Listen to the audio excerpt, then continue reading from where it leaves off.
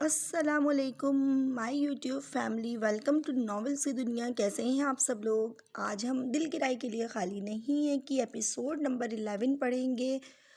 तो मेरी आप लोगों से एक रिक्वेस्ट है कि वीडियो शुरू होने से पहले चैनल को सब्सक्राइब कर दें, वीडियो को लाइक कर दें और मुझे अच्छे अच्छे कमेंट ज़रूर किया करें। आपके एक कमेंट से, आपकी एक लाइक से और आपके एक सब्सक्राइब से हमें बहुत ज़्यादा मोटिवेशन मिलता है। तो इस उम्मीद के साथ नॉवेल स्टार्ट करते हैं कि आप वीडियो को ज़रूर लाइक करेंगे और चैनल को लाजमी सब्सक्राइब करेंगे। बेला बेला बस करें हनी। काफ़ी देर इसे साथ लगाए। इसकी सिसकियां सुनते रहने के बाद वो धीरे से इसे अलग करते हुए बोला। इसे खुद भी अपनी पोजीशन का जल्द ही एहसास हो गया था। वो खुद भी तेजी से इससे दूर हुई। क्या हुआ? इसका चेहरा हाथों में भरे वो नरमी से पूछ रहा था। सूजी सूजी गुलाबी आंखें इसके दिल पर क्या सितम कर रही थी, वो बताने से कासिर था। कुछ नहीं, सॉरी। वो मैं पता नहीं कैसे, वो नजरें चुरा कर कहती मेन गेट की जानिब जाने लगी। सिर्फ सॉरी? इसे फिर बाजू से थाम कर अपने मुकाबिल करता वो शरारत से बोला, तो आप क्या चाह रहे हैं? तमगा इम्तियाज दूं मैं आपको? वो कड़े तेवर लिए इसे तकती अपने अंदाज में लौट आई थी। साथ लगा कर दो आंसू पोंछ लेने से ये शख्स इतना फ्री हो रहा था, इससे इसे ये बात बिल्कुल पसंद नहीं आई थी। मेरी शर्ट गीली कर दी आपने। वो मुस्कुराहट दबाए संजीदगी से अपनी शर्ट की जानिब इशारा कर रहा था जो सीने के पास से भीग गई थी। बेहुदा ठरक, गुर्बत की एटीएम मशीन है आप। दो आंसू पोंछकर ज़्यादा फ्री होने की ज़रूरत नहीं है। नई शर्ट दे दूंगी मैं। वैसे भी आंसुओं से भीगी है, कोई तेजाब नहीं डाल दिया मैंने आप पर। इसकी बात समझ आने पर वो सुर्ख होती गुस्से से पैर पटकती इस पर चार हुर्फ भेजती जाने लगी। जब वो एक बार इसे अपनी जानिब खींच चुका था, ये आंसू मेरे दिल पर तेजाब की मानिंद ही गिरते हैं। आंखों के किनारे पर मौजूद नमी अंगूठी की मदद से साफ करते वो संजीदगी से बोला, ठरकियों की आला ओहदे से ताल्लुक है आपका। दिल की हालत से परेशान होती अपना सर पूरी ताकत से इसकी थोड़ी पर मार कर वो तेजी से गेट से निकल गई। जंगली बिल्ली ये अपनी पूरी कोशिश करती है खुद पर बेवजह टैग लगवाने की। अपनी थोड़ी सहला कर वो मजलूमियत से आसमान की जानिब तकता हुआ बोला, मिल गया हमको साथी, मिल गया हमसे हर कोई जल गया। हो जलने दो। वो कप केक की सजावट करती ज़ोरों शोर से गाना गा रही थी। इसे तकरीबन 2 हफ्ते हो गए थे इस कैफ़े पर काम करते हुए। शुरू के 1 हफ्ते तो बेला रोज़ आती थी। इसे काफ़ी चीज़ों में बेला ने गाइड भी बहुत अच्छा किया था, लेकिन पिछले 1 हफ्ते से बेला कैफ़े नहीं आ रही थी। कैफ़े के मामलात वो पोगो से कॉल्स पर डील कर लिया करती थी और पोगो यहाँ इसका सबसे बड़ा दुश्मन था। इस वक्त भी वो दरमियाने साइज की टेबल पर चढ़ती अपने काम में मशगूल थी। साथ साथ गाना गाकर काउंटर से दाखिल होते पोगो को सुलगाने का काम भी सरंजाम दे रही थी। ये शरीफों की जगह है बीबी, अपना ये फटा ढोल कहीं और जाकर पीटो। कभी देखा है हमारे कैफे पर किसी को गाते बजाते जो मिरासन बनने पर आ गई हो? वो वेटर्स को ऑर्डर्स पकड़ाता बगौर इसके साथ काम का जायजा लेता हुआ बोल रहा था। इसने भवें सुकेड़ कर इसकी जानिब देखा। बेला का यह मासूम पोगो इसे जरा पसंद नहीं था, जो हर वक्त इसका बॉस बनने की कोशिश में लगा रहता था। क्यों तुम यहाँ अपनी भारी भरकम सो मन की आवाज़ के साथ ऑर्डर देते लोगों के कान फाड़ सकते हो? मैं गाना भी नहीं गा सकती। बेला ने मुझे रखा है, मैं बात भी इससे करूँगी। तुम दूर रहो मुझसे, समझे? वो तिनक कर बोलती एक बार फिर अपने काम में मसरूफ़ हो चुकी थी। पोगो ने गुस्से से इस छोटी सी बला की जानिब देखा जो अब टेबल पर उतरकर दीवार गिर ओवन की जानिब बढ़ रही थी। इनको कुकिंग के एरिया के शेल्फ काफ़ी ऊंचाई पर मगरिबी तर्ज के बने हुए थे, इस वजह से वो टेबल पर चढ़कर काम करती थी। टेबल पर खड़े होने के बाद ही इसके हाथ कैबिनेट तक पहुंच पाते थे। ब्लैक और वाइट चेक वाली शर्ट, ब्लैक ट्राउज़र पर ब्लैक हिजाब भी सर पर लपेटे जो इतना छोटा था सिर्फ इसकी गर्दन तक ही आता था। इसके वजूद की रानाइयों को छुपाने से पूरी तरह नाकाम था। इसको नापसंद करने की सबसे बड़ी वजह इसकी ड्रेसिंग ही थी, लेकिन वो इसे बता नहीं सकता था। बेला बाजी बोलो। वो दांत पीस कर बोलता अपनी नज़रों का जाविया फेर गया। इसकी बाजी ने इसे अच्छी तरह बताया था, लड़की चाहिए जिस भी लिबास और जिस भी अंदाज में इसके सामने खड़ी हो, इसे अपनी नज़रें नीचे रखनी है। मिल गया हमको साथी, मिल गया हमसे हर कोई जल गया। हो जलने दो जलने दो जलने। बैगशुदा केक निकाल कर दोबारा सजावट के लिए सेट करती वो इसे मज़ीद सुलगाने के लिए तेज़ तेज़ गा रही थी। जलने दे। इसकी जलती भुनती शक्ल देखकर वो मुस्कुराती आवाज़ में मज़ीद ज़ोर से गाने लगी। आज आ जाएं बाजी, इसका सफाया तो मैं करवा कर रहूँगा। पोगो से पंगा लेती है हाफ पैकेट। इस छोटी सी लड़की पर एक नज़र डालकर वो बेला से बात करने का मुजस्सम इरादा बांध बांध रहा था। इस लड़की का जलने दे का राग इसे मजीद सुलगा रहा था। एकदम इसकी आंखों में चमक उभरी। छोटे छोटे कदम उठाता वो इसकी जानिब आया और गैर महसूस अंदाज में टेबल के पाए पर जोरदार टक्कर मारी। अगले ही लम्हे वो टेबल इस लड़की के साथ ज़मीन बोस हो चुका था और वो जो पिज़्ज़ा के डो बनाने के लिए मैदा निकाल रही थी इसमें नहा चुकी थी। साथ ही पास रखे फेंटे हुए अंडे भी इसके ऊपर गिरे थे। पोगो मनहूस मारे, जलील कमीने, अल्लाह मेरी कमर तोड़ दी इसने, मैं छोड़ूंगी नहीं तुम्हें। वो दर्द की शिद्दत बर्दाश्त करने की कोशिश करती, उठने की कोशिश कर रही थी, लेकिन दर्द की वजह से उठ नहीं पा रही थी। अब खड़े क्या हो, उठाओ मुझे, वो रोती हुई चीख कर बोली। ओ हो जलने दे, ले अब जल जल कुकड़ी, अब जल और जल जल कर मर जा। जलने दे। इसके अंदाज में मुंह बिगाड़ कर गाता वो प्याले में बचा। बाकी का मेज़ा भी इसके ऊपर उंडेलता एहतियात से टाइल्स पर पैर रखता कुकिंग एरिया से ही निकल गया। पोगो वापिस आओ, पोगो तुमने गिराया है मुझे, वापिस आओ। वो बेबसी से रोती हुई इसे पुकारने लगी।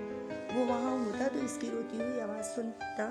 बेला, तुम्हारे इस मासूम पोगो का तो मैं पिज़्ज़ा बना दूंगी। मनहूस कमीना इंसान, हाय मेरी कमर तोड़ दी। आह, वो मैदे से पूरी तरह नहाती रोती हुई पैर पटक रही थी। ऊपर से गिरने के बायस कमर में दर्द की लहर उठ रही थी जो इसकी बर्दाश्त से बाहर हो रही थी।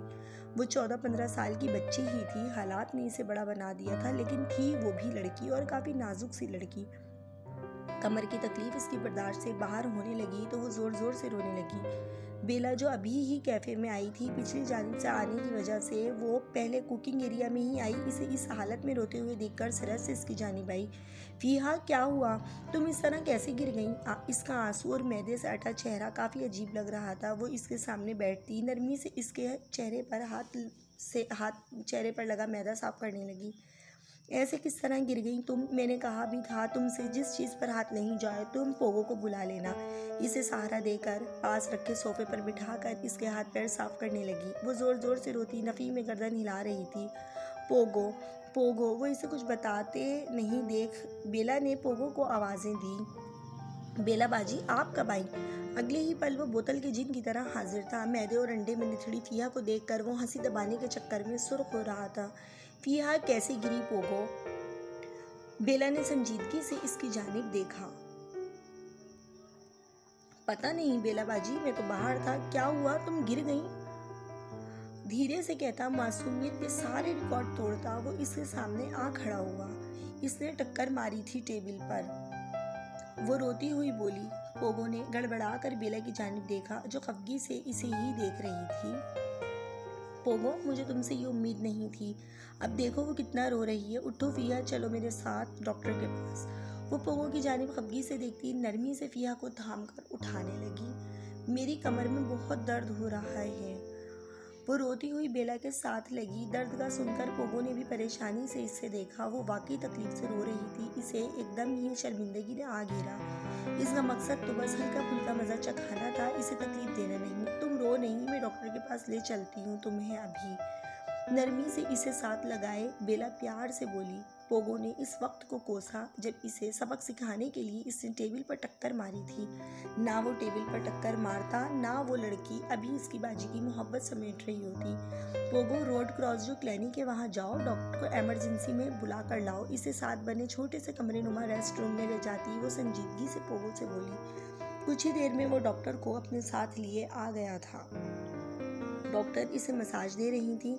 कमरे से इसके रोने की आवाज़ें बाहर तक आ रही थी। अपनी गलती का एहसास इसे अब हो रहा था। यकीनन इसे ज़्यादा लगी थी जो वो यूँ रो रही थी। कुछ ही देर में डॉक्टर इसे पेन किलर वगैरह देने के बाद चली गई तो वो कमरे में आया जहाँ वो बेला के साथ लगी अब तक रो रही थी।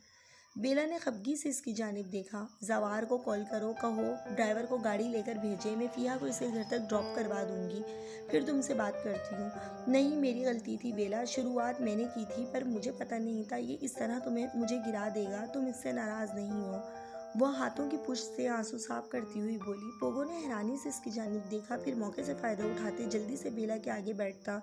कानों को हाथ लगाकर मजलूम शक्ल बनाए ज़ेरे लब सॉरी कहा। तुम फिक्र नहीं करो, यहाँ आराम करो, अभी ड्राइवर आ जाए तो मैं तुम्हें घर छोड़ दूंगी, पहले ठीक हो जाओ फिर काम कर लेना। वो नरमी से इससे कहती पोगो को अपने साथ आने का इशारा करती बाहर निकली। बाजी जानबूझकर नहीं किया मैंने, सॉरी प्लीज़। बेला की नाराज़गी भला कब बर्दाश्त थी इससे। वो जल्दी से इसके पीछे आया। मुझे नहीं अच्छी लगी तुम्हारी ये हरकत पोगो, इसने जो भी किया था तुम्हें इस तरह से नुकसान नहीं पहुंचाना चाहिए था। तुम जानते हो इसकी अम्मी हॉस्पिटल में वेंटिलेटर पर है, एक दिन अगर इसने वहाँ पैसे जमा नहीं करवाए तो इसकी अम्मी का ज़िंदा रहना मुश्किल हो जाएगा। वो एक ही बेटी है इनकी, अकेली रहती है वो अपने घर पर। मैं हॉस्पिटल में थी तो मेरी इससे मुलाकात हुई थी और इसी वक्त मैंने इसे अपने पास काम करने का कहा, क्योंकि वो किसी सूरत मेरी मदद लेने को तैयार नहीं थी। अब बताओ अभी इसकी जो हालत है वो कैसे अपने घर जा सकेगी। वो बोल रही थी और वो मुंह खोले इसे सुन रहा था। 2 हफ्ते में पहली बार इसे इस लड़की से हमदर्दी महसूस हुई थी। इसने तो ये सोचा ही नहीं था कि इतनी छोटी लड़की इतनी मैच्योर कैसे थी। वो काम के लिए आई थी तो इसकी क्या मजबूरी थी। मैं माफ़ी मांग लूँगा इससे। वो सर झुकाए शर्मिंदा सा बोल रहा था। किसी को देखकर इसके बारे में सब जज कर लेना कोई समझदारी नहीं है पोगो, खासकर जब तक आप इसके अंदर की अजियत से वाकिफ़ ना हो। और हमारा सबसे बड़ा अलमिया ही यही है ये कि यहाँ हर किसी को बस तनकीद करके ख़ुद को टार्जन की औलाद साबित करने का शौक़ लाहक होता है। अगले इंसान पर क्या गुजरेगी ये तो हम सोचना भी पसंद नहीं, हम अपनी शान के ख़िलाफ़ समझते हैं। अब आज तुम कैफ़े देख लो, मैं इसे लेकर अपने घर जा रही हूँ, देख लोगे ना। नरमी से इसे समझाकर इसने इसकी जानिब देखा जो शर्मिंदा सा इस्बात में गर्दन हिला रहा था। गुड, अब मूड ठीक कर लो। वो इसका सर थपक कर प्यार से बोली। इसका ये छोटा बच्चा इसे बहुत अजीज था। इसके चेहरे पर उदासी वो कभी बर्दाश्त नहीं कर सकती थी। कुछ ही देर में ड्राइवर के आने पर वो फिया को लेकर घर आ गई थी। रात डिनर के बाद अतहर मलिक के हुक्म पर वो सभी इस वक्त लाउंज में बैठे थे। फिया के मुतालिक इन सबको बताकर वो इसे गेस्ट रूम में शिफ्ट करवा चुकी थी। वो इस वक्त डिनर के बाद सो रही थी। भाई निकाह और रुखसती तो जवार की जिद और फिर कुछ हालात की वजह से सादगी से हो गए। घर के 2 बच्चों की खुशी यूं ही बिना किसी हंगामे के हो गई। मैं चाहता हूँ अब हम जवार और शीरी के साथ इब्राहिम और बेला का रिसेप्शन रख लें। मेरी चिड़िया को अगर रुखसती पर कोई एतराज़ ना हो तो। नरमी से अपनी बात मुकम्मल करते उन्होंने बेला की जानिब देखा जो सपाट चेहरे के साथ इनकी जानिब देख रही थी। मैं नहीं चाहती ऐसा, आप शीरी और जवार का रिसेप्शन ज़रूर रखें, लेकिन मेरे बारे में ये ख्यालात नहीं रखें ताया जान। वो संजीदगी से कहती अपने कमरे की जानिब बढ़ गई थी। इब्राहिम ने लब भींच कर इसकी पुश्त को देखा। मैं बात करती हूँ इससे ताया जान, शीरीन धीमी आवाज में कहती इसके कमरे की जानिब बढ़ी थी। बेला ये तुम किस तरह बात कर आई हो ताया जान से। वो गुस्से में कहती इसके कमरे में आई जो आराम से बेड पर गिरने के से अंदाज में लेटी थी। मुझे नहीं करनी इस गरीब तरीन इंसान से शादी। गुर्बत के आखिरी दर्जे के बाद भी कोई दर्जा होता है ना, तो वो शख्स इससे भी नीचे फाइज होता। अपनी चहेती बेटी के लिए वो टॉम क्रूज की छठी औलाद और मेरे लिए वो दुनिया से बेजार शख्स ही रह गया है। वो टांगे लटकाए बेड पर लेटी छत को घूरते हुए बोल रही थी। जितनी तेज़ी से इसकी ज़बान चल रही थी इतनी ही तेज़ी से इसके पैर भी हिल रहे थे। खुदा का खौफ करो बेला, उन्होंने बिजनेस सेट करना है, इंशाल्लाह जल्द कर भी लेंगे। तुम कैसी बदगुमानी भरी बातें कर रही हो। वो तो इसकी ज़बान के जौहर पर कांप ही गई थी। इसके ये नादिर ख्यालात बाहर खड़े इस शख्स ने भी सुने थे। जब्त से तनी रगों के साथ गुस्सा जब्त करते इसने झटके से दरवाज़ा खोला। बाहर जाए शीरी, मुझे बेला से बात करनी है। इसकी सर्द आवाज़ पर वो दोनों ही उछल पड़ी। इब्राहिम भाई मैं बात कर रही हूँ इससे। ये शीरी ने गड़बड़ा कर इसकी जानिब देखा जिसकी नज़रें इस वक्त बेला पर ही टिकी थीं। ये लड़की इसे जज करके रख देती थी। आप जाएं। वो जब्त से जबड़े भींचता शीरी से बोला। वो बेला को इल्तिजाई नज़रों से देखती बाहर निकल गई। आपको नहीं करनी रुखसती आप ना करें, लेकिन इन फजूलियात का क्या जवाब बनता है। मैंने पहले ही भी आपसे कहा है मैं मोहब्बत में भी बदतमीजी का कायल नहीं हूँ। जब से सुर्ख होती निगाहें इस पर गाड़े वो खासे तहम्मुल से बात कर रहा था। ये फजूलियात नहीं, हकीकत है। मुझे नहीं करनी आपसे शादी। वो तिनक कर बोलती रुक फेर गई। हकीकत? मैं बताऊं आपको क्या है हकीकत? सख्ती से इसे अपनी गिरफ्त में लेता वो अपनी बात पर जोर देता हुआ बोला, आपका और मेरा रिश्ता है हकीकत, जिसे आप चाह कर भी नहीं बदल सकती। अभी नहीं 10 साल बाद सही, लेकिन आना आपको मेरे पास ही है। ये है हकीकत। इसकी गिरफ्त में आज फिर वही सख्ती थी जो 6 महीने पहले तक हुआ करती थी। कोई जोर जबरदस्ती नहीं है आप पर। खुद बाबा को मना कर दूंगा मैं रुखसती के लिए। रही आप अपनी झूठी अना की कैद में मुझे कुर्ब में मुब्तला करके आपको सुकून मिलता है तो आप पुरसुकून ही रहे। झटके से इसे छोड़ता वो कमरे से निकल गया। ठड़की इंसान, कभी हाँ नहीं करूंगी मैं। अपने बाजू से हिलाती वो तनफ्फुर से इसके चौड़े पुश्त पर नजरें जमाए बोली थी। रात काफ़ी देर से वो कमरे में दाखिल हुई तो अंधेरे में डूबा कमरा देख कर सुकून की सांस ली। मतलब वो सो गया था। इब्राहिम के जाने के बाद काफ़ी देर तक बेला को समझाती रहने के बाद वो जानबूझकर काफ़ी देर तक अतहर मलिक के साथ बैठी इधर उधर की बातें करती रही थी। जब अच्छी तरह इसे सो जाने का यकीन हो गया तो वो कमरे में आई थी। वो बाजू आंखों पर रखे बेड पर दराज था। कमरे में गूंजती भारी सांसें इसके सो जाने का यकीन पुख्ता कर रही थी। वो दबे कदमों चलती बेड के दूसरे किनारे पर दराज हो गई। अभी इसे लेटे कुछ सेकंड ही गुजरे थे जब पीछे से इसे मजबूत हसार में कैद कर गया था। वो लरसती हुई आंखें मीच गई। मुझसे दूर दूर क्यों भाग रही हैं आप? इसकी भारी सरगोशी नुमा आवाज उभरी थी। लहजे की संजीदगी से ही जाहिर था कि वो इसका इंतजार कर रहा था। इसे अपनी चालाकी पर खूब सारा रोना आ रहा था। वो वाकई सुबह से ही इससे छुपने की कोशिश में थी। कभी सिद्रा बेगम तो कभी अतर मलिक का सहारा ले रही थी। इसे क्या पता था वो इतना नोट कर रहा है। कुछ पूछ रहा हूँ शीरी। गिरफ्त हल्की सी मजबूत करता इसका रुख अपनी जानिब करते वो संजीदा लहजे में बोला, तो तुम मुझे डरा रहे हो?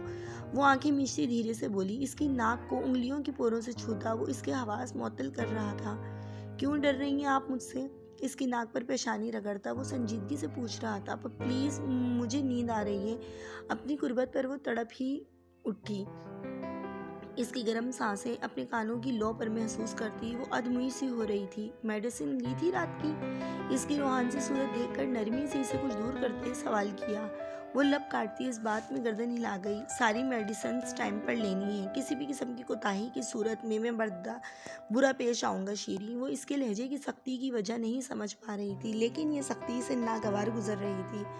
इससे कभी किसी ने इस तरह बात नहीं की थी। वो आंसू पीती इससे दूर होने की कोशिश करने लगी। वह बगौर इसके तासुरात देख रहा था। लरसती पलकों तले छुपे आंसू देखते गिरफ्त कुछ नरम करते वो इसे करीब कर गया। सो जाएं अब। इसका सर अपने सीने पर रखकर होले होले थपकने लगा। नहीं, मैं इस तरह नहीं सो सकती, वो भर्राई आवाज में कहती हुई पीछे हटने लगी। इसकी मजबूत गिरफ्त से निकलना इसके बस की बात नहीं थी। मुझे मज़ीद पेशकदमी पर मजबूर नहीं करें शीरी, सुकून से सो जाएं। मुसलसल इसकी गिरफ्त से आज़ाद होने की कोशिश करते देख वो संजीदगी से बोला। इसकी धमकी का खातिरख्वाह असर हुआ था। वो सहम कर आंखें मूंद गई थी। बेला, मैं आ सकती हूँ? वो जो सोने की तैयारी कर रही थी सिद्रा बेगम की आवाज़ पर हैरत से इनकी जानिब मुड़ी। जी आ जाएं। वो खुशगवार हैरत से इन्हें अपने कमरे में देख रही थी। बैठो। इसका हाथ थाम कर बेड पर बिठाती वो खुद भी इनके साथ ही बैठ गई। मैं कुछ मांगू तो मुझे दोगी बेला?